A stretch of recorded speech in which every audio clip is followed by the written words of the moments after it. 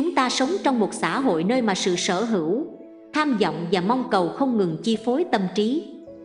Nhưng có bao giờ em tự hỏi rằng điều gì thật sự mang lại bình an và hạnh phúc? Hôm nay, em sẽ cùng chúng ta đi vào hành trình tìm hiểu về một cách sống giản đơn mà sâu sắc qua lời dạy của Sư Minh Tuệ. Cách sống mà khất thực không chỉ là hành động của sự nhận mà còn là biểu hiện cao cả của sự buông bỏ. Khất thực không đơn thuần là đi xin, mà còn là cách để rèn luyện tâm từ bi, khiêm hạ và sống hòa hợp với mọi duyên cảnh. Trong mỗi bước chân của hành khất, người tu tập học cách chấp nhận cuộc đời như nó vốn là, buông bỏ những ham muốn cá nhân và sống hòa nhịp với sự thật vô thường của cuộc sống. Lời dạy của Sư Minh Tuệ sẽ dẫn dắt chúng ta hiểu rằng khi buông bỏ điều gì đó, ta không mất đi mà thực ra là đang mở lòng để đón nhận những giá trị tinh thần sâu sắc hơn. Hãy cùng khám phá ý nghĩa sâu xa của khất thực để hiểu thế nào là buông bỏ, và cũng là để nhận ra chính mình trong sự giản đơn nhưng bình yên ấy. Khất thực là một trong những truyền thống lâu đời trong Phật giáo, một hành động mang đầy ý nghĩa và giá trị. Hình ảnh người xuất gia với y áo giản dị, tay cầm bình bát, đi từng bước nhẹ nhàng, xin từng chén cơm, từng chút nước. Đó không phải là sự nghèo khó, mà là sự thanh cao của một tâm hồn buông bỏ và an nhiên. Trong cuộc sống hối hả, chúng ta thường chạy theo những giá trị vật chất, những điều phù phiếm bên ngoài. Nhưng khất thực là hành trình quay về với nội tâm, là lúc chúng ta nhắc nhở chính mình về sự đơn sơ, bình dị của cuộc sống. Người xuất gia đi khất thực không phải để thỏa mãn nhu cầu cá nhân, mà là để thực hành sự buông bỏ. Đó là bài học về sự đủ đầy từ trong lòng, thay vì tìm kiếm bên ngoài. Khi các nhà sư bước đi, nhận từng chút cúng dường từ người dân, họ không chỉ nhận về những thứ vật chất để nuôi thân, mà còn là một phần của sự yêu thương, lòng từ bi mà mọi người gửi gắm.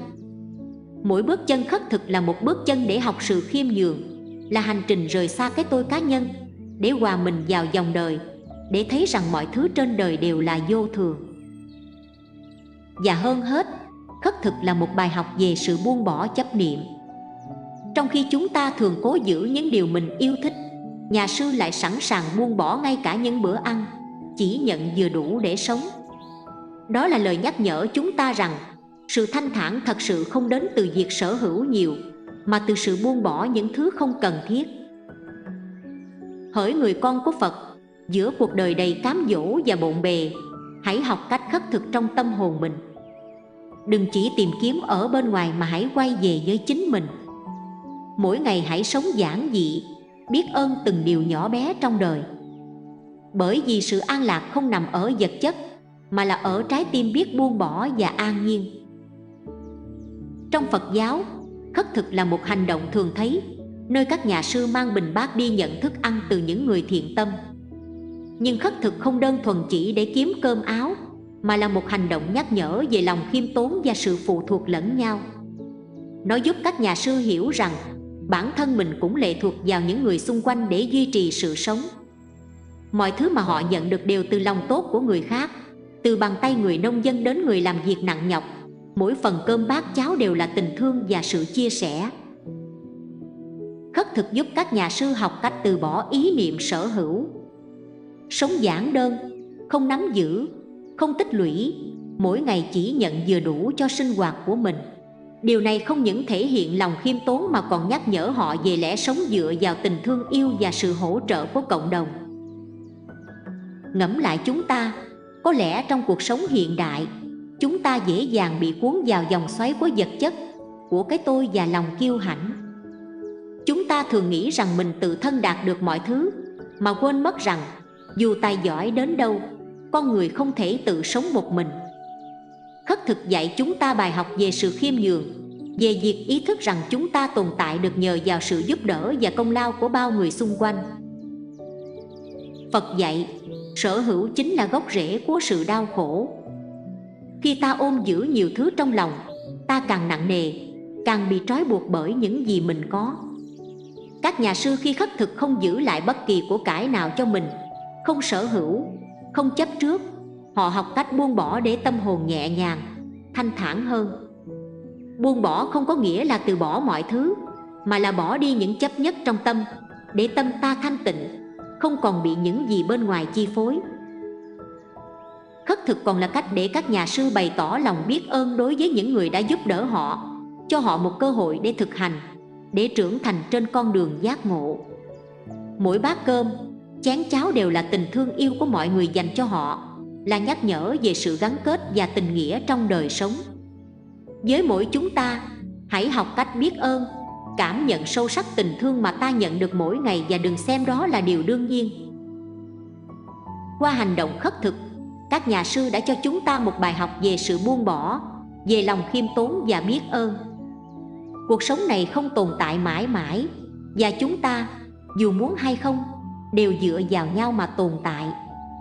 Hãy sống với lòng biết ơn, buông bỏ những thứ không cần thiết và trở về với sự bình yên trong tâm hồn. Như lời Phật dạy, hạnh phúc thật sự không nằm ở chỗ có nhiều hay ít, mà ở chỗ ta có thể sống đơn giản và thanh thản trong lòng. Khi người xuất gia cầm bình bát và bước đi, từng bước chân ấy không chỉ là để xin bữa ăn. Mỗi bước là sự rèn luyện lòng khiêm nhường, một bài học về từ bỏ cái tôi và ý thức rằng chúng ta phụ thuộc vào nhau để tồn tại. Phật dạy, mỗi miếng ăn là duyên, mỗi giọt nước là ơn, để nhắc nhở chúng ta biết trân quý mọi điều mình nhận được. Khất thực giúp các nhà sư quay trở về với lối sống giản dị, không bám víu vào vật chất, không chạy theo cám dỗ. Việc xin từng hạt gạo, từng miếng cơm từ người dân là cách để mỗi nhà sư tự nhắc nhở rằng mọi thứ đều đến từ lòng từ bi của chúng sinh. Sống trong sự đơn sơ, các ngài không đòi hỏi điều gì cho bản thân mà chỉ tiếp nhận những gì người dân hoan hỷ cúng dường. Không chỉ giữ lòng mình khiêm hạ, khất thực còn là cách để các nhà sư gắn kết với cộng đồng, tạo duyên lành với mọi người xung quanh. Khi ta thấy một nhà sư cầm bình bát, chúng ta cảm nhận được tấm lòng rộng mở và tình thương vô bờ bến mà ngài gửi đến từng người. Đó là cơ hội để chúng ta gieo trồng phước lành, học cách yêu thương và trao đi những gì mình có, dù là ít ỏi. Trong mỗi bữa ăn mà các nhà sư nhận từ cộng đồng, chúng ta thấy sự chấp nhận vô điều kiện và lòng biết ơn sâu sắc. Đó không chỉ là bát cơm no bụng mà là sợi dây kết nối chúng ta lại với nhau, gợi nhắc rằng lòng từ bi, khiêm nhường và sự sẻ chia sẽ mang lại niềm an yên trong cuộc sống. Trong cuộc sống, ta thường nghĩ rằng để có hạnh phúc, ta phải sở hữu nhiều hơn, đạt được nhiều hơn. Nhưng càng tích lũy, ta càng nặng lòng. Những gánh nặng ấy khiến ta không thể bước đi một cách thanh thản. Sư Minh Tuệ nhấn mạnh, buông bỏ không chỉ là việc từ bỏ những thứ ta nắm giữ trong tay, mà còn là từ bỏ những khát khao không cần thiết, những điều ta luôn bám víu trong lòng. Khi nhìn sâu vào nội tâm, chúng ta sẽ thấy những chấp trước ấy chính là gốc rễ của khổ đau. Sự mong cầu, sự kỳ vọng chúng lặng lẽ khiến ta bất an, khiến tâm ta trở nên xáo trộn. Nếu ta học cách buông bỏ, tâm hồn sẽ trở nên nhẹ nhàng hơn, tự do hơn. Đó chính là sự giải thoát thật sự mà Sư Minh Tuệ muốn nhắn nhủ. Một hôm, có một người tìm đến gặp Sư Minh Tuệ, chia sẻ rằng anh ta đã mất hết của cải, cảm thấy cuộc sống trống rỗng. Sư Minh Tuệ nhẹ nhàng đáp, khi con từ bỏ những gánh nặng trong tâm, đó mới là lúc con thật sự sở hữu sự bình an.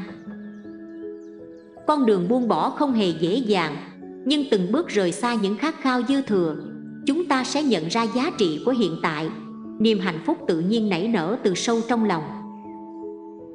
Hãy thử nhìn lại chính mình, tìm ra những gì khiến tâm ta nặng nề, và từ từ học cách buông bỏ từng chút một.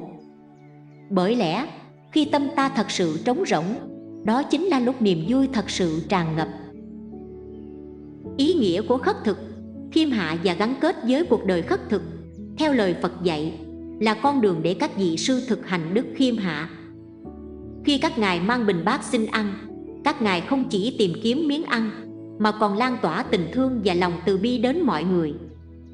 Khất thực giúp người ta hiểu rằng, trong cuộc sống, không ai có thể tự tồn tại mà không cần đến sự giúp đỡ của người khác. Khi chúng ta đón nhận với lòng biết ơn, chúng ta trở nên gắn kết với cuộc đời, với người khác và với chính bản thân mình. Buông bỏ, con đường tìm đến bình yên. Sư Minh Tuệ nhấn mạnh rằng buông bỏ không chỉ là từ bỏ những thứ bên ngoài, mà còn là từ bỏ những ràng buộc trong tâm. Tâm chấp nhất là cội nguồn của khổ đau.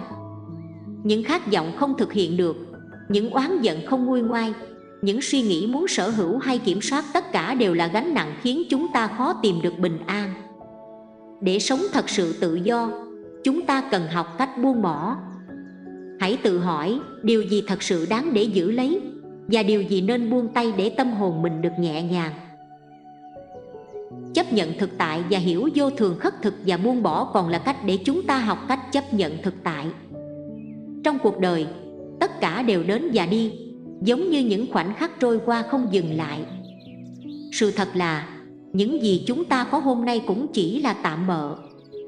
Buông bỏ không có nghĩa là mất mát, mà là chúng ta đang học cách chấp nhận, hiểu rằng đời sống là vô thường.